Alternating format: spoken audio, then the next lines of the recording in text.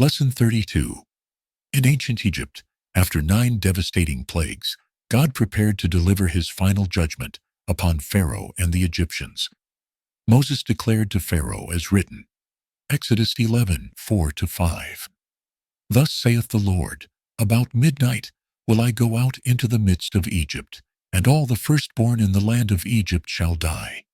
From the firstborn of Pharaoh that sitteth upon his throne, even unto the firstborn of the maidservant that is behind the mill, and all the firstborn of beasts. God instructed the Israelites to prepare for their deliverance.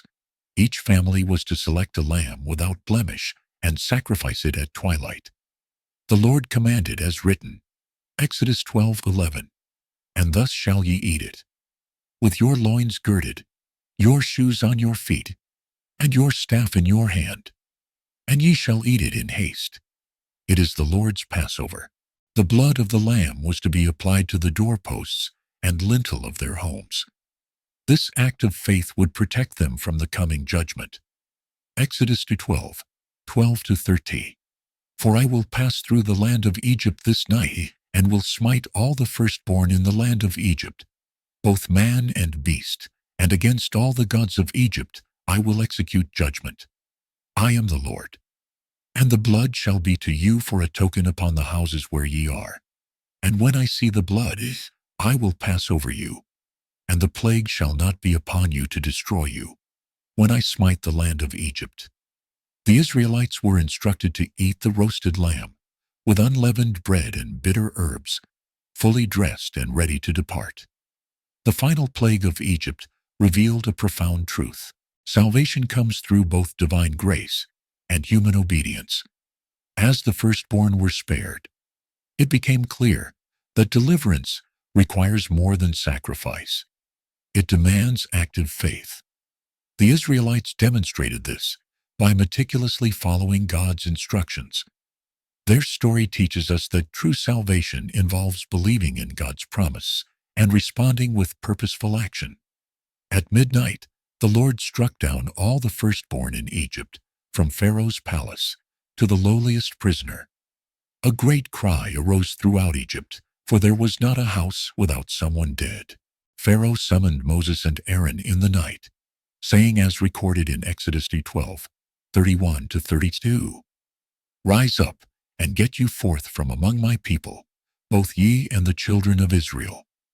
And go, serve the Lord, as ye have said. Also take your flocks and your herds, as ye have said, and be gone, and bless me also.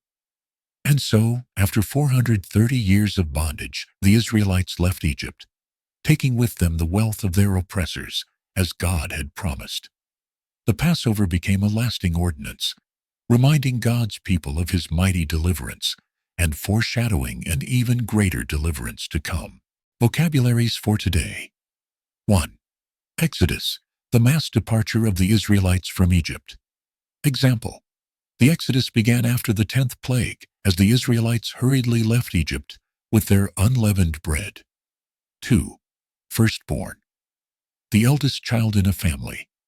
Example: during the 10th plague, every firstborn in Egypt died, from Pharaoh's son to the firstborn of the livestock. 3. Lintel, the horizontal support above a door or window. Example: the Israelites were instructed to apply the lamb's blood on the lintel and doorposts of their homes as a sign of protection. 4. Ordinance, a law or decree, especially one made by a city or town. Example: God established the Passover as an ordinance to be observed by the Israelites throughout their generations. 5. Bondage, the state of being a slave. Example: after 430 years of bondage in Egypt, the Israelites were finally set free following the Passover night. Please like and subscribe for the exciting new study every week. God bless your faithfulness.